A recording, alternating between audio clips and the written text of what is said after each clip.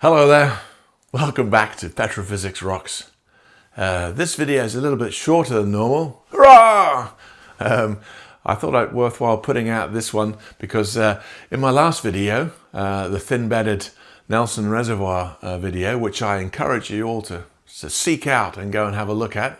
Hopefully you'll enjoy that one. But in that video I used this tool, Core Chopper, and I thought it worthwhile to put out something on its own, standalone, just to introduce this bit of software to you because it might find wider audience, not just amongst petrophysicists, but geologists and sedimentologists, anybody who has cause to use core photographs in their work and manipulate them. This bit of software basically introduces a repeatable way of chopping up core photographs, assigning top and bottom depths to the image files, which allows you to load them up into other pieces of software like my log analysis software, or even Excel, or something as simple as that. So it should be quite useful for you. If I come across any other tips and tricks and shortcuts or whatever, I will try and put them out as little, not shorts exactly, but shorter videos to be able to get my message out a little bit more accessibly, as it were. But hopefully what I'm going to do is going to pass you back to my past self again, to walk you through how the software is used or whatever. And then if you find it of interest, I'm sure Joe and Kenny at Logicom will be able to cut you a good deal on it, as it were. So I'm going to hand over to past self now, and so take it away.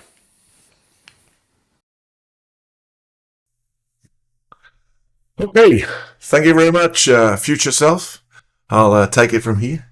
I'll just take you through a quick session of how I created that digital net core flag, if you like, and what I did to cut up the core photographs. I used a bit of software called Core Chopper. Now, I'm not sponsored by Core Chopper.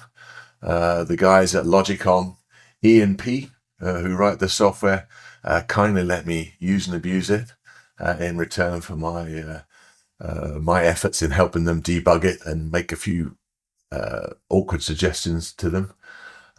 But nevertheless, I found it quite useful just to be able to chop up some core photographs and load them into digital areas where I can make digital logs out of them. So this is how I came up with that core flag. So I take the core photographs, which I've downloaded from the NSTA website.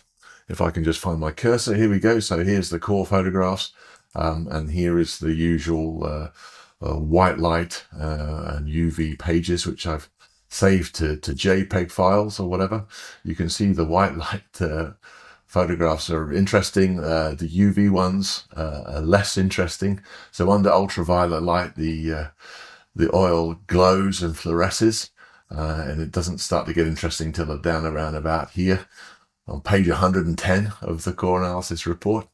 And you can see that under UV light, so that's the white light image, and then the UV light fluoresces, and you can start to see some of these thin beds. If I click to every other one here, here's that thin bed stuff.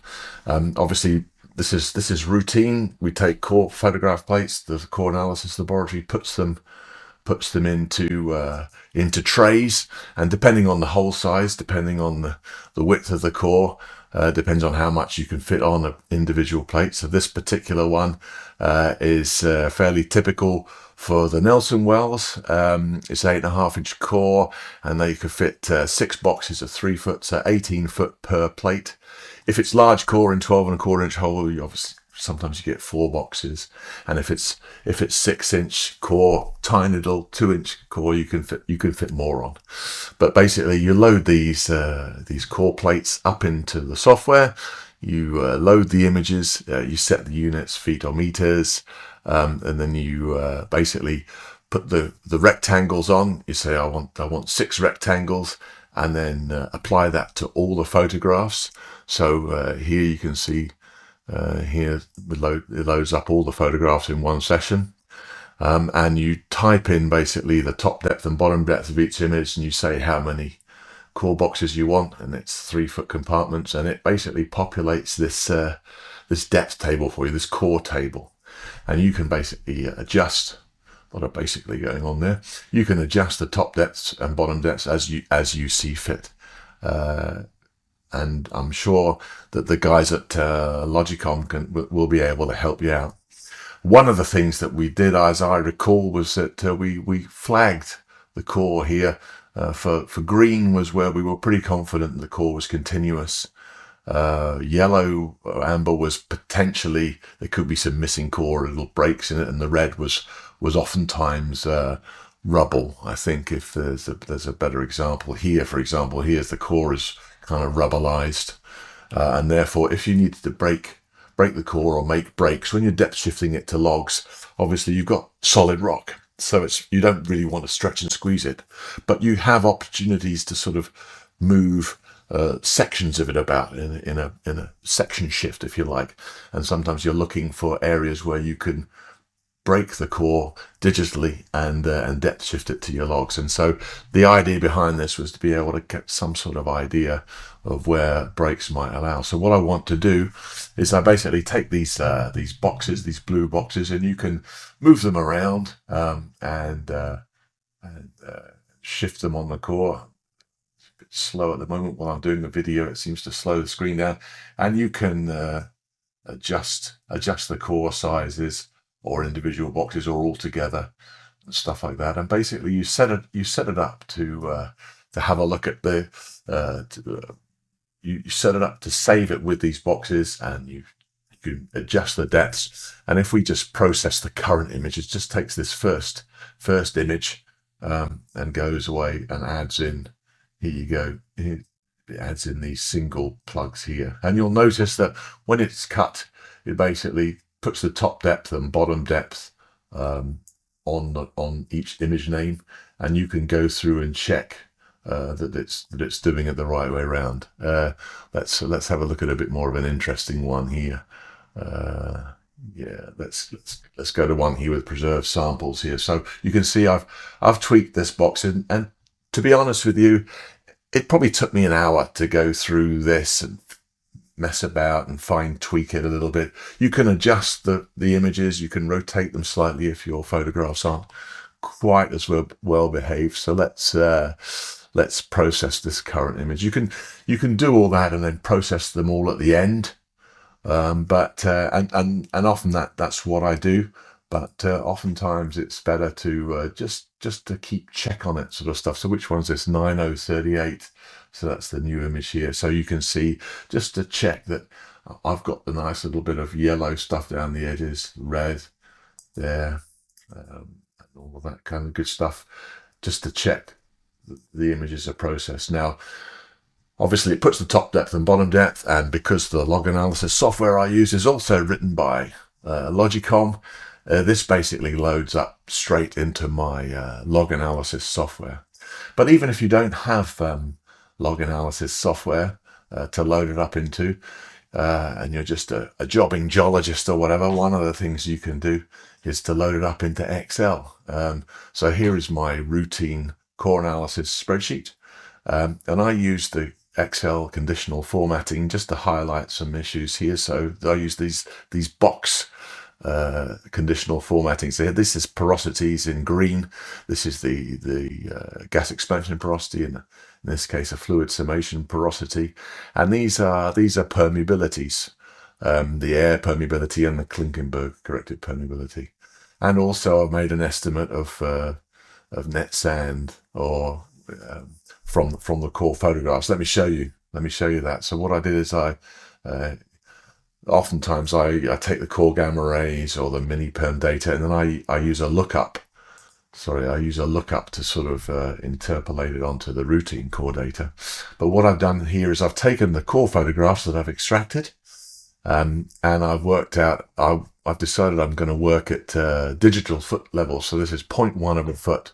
So 10 rows is 1 foot. So 30 rows is going to be 30 rows is going to be 3 foot. And then I've imported the core image, and I click on an image there, and I worked out that if I do the plot format, it's 15.52 centimeters long. It'll make the images 15.5 centimeters long, and then that will be roughly 3 foot on this scale. And basically you can load this up into Excel. And what I've done is I've gone down and I've made an estimate. It's still qualitative, I guess, because it's my interpretation, but and I can go in and tweak it. So I've decided I'm going to call that one net, and then I'm going to say, well, I'm going to call this 0.5 because there's lots of stuff in here. It's an interpretation. So some of them I've gone 0.5. I think at some point I might have even put a few 0.25s in there or whatever. But basically I'm kind of looking down this photograph and I'm making an interpretation where my net sand is, and I can look at the UV and the white light together. In fact, probably easier if I just show you a print preview of it actually. So I can make this core log, which you can print out. What is it? 54 pages long. But you can see this is an interpretation. I've gone down here and I've made an estimate of sand. And a geologist, a better qualified geologist than I, may also be able to do the same thing. So then, obviously, because it's in Excel, I'm able to then export it as a digital file, depth from and to 0.1 of a foot sampling, and load it up into my software, which is what you see, which is what Future Self sees in these digital logs. The only other thing to mention, the little quick tip that I use, is obviously it's quite tricky. That's okay on the white light one, but the UV ones are a little bit trickier. But what I do is I save this core chopping session, if you like, as a session, and then I go and edit the session file, which is just a text file, and I global replace all my my white light JPEGs with UV JPEGs. And then I load it up. I load the UV session up here.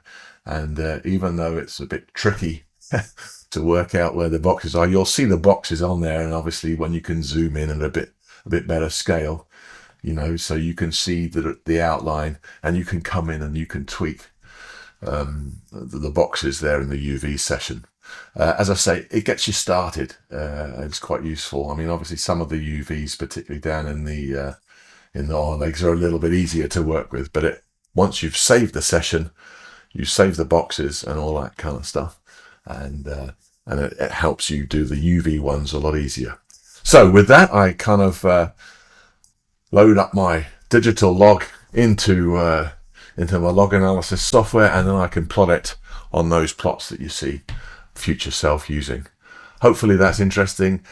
I'll leave a link down to this core chopper software, and you can, if it takes your interest, I'm sure Joe and Kenny will give you a great deal on it. All right, thanks a lot, Future Self. Good luck with it all. Hope you enjoy the rest of the presentation. Cheers.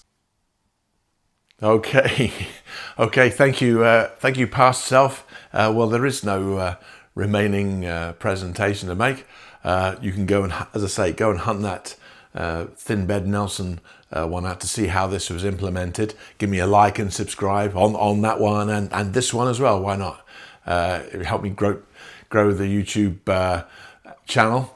Thanks a lot for all your attention. I do apologize for the clickbaity nature of the thumbnail. Obviously, in real life, my chopper is not quite as big as portrayed on that on the thumbnail, but nevertheless, hopefully, I'll find a good way to a good use for it, and hopefully you'll be able to find good use for this software as well. As I say, any other tips and tricks from the petrophysical world, I'll try and pop them out as short videos in future.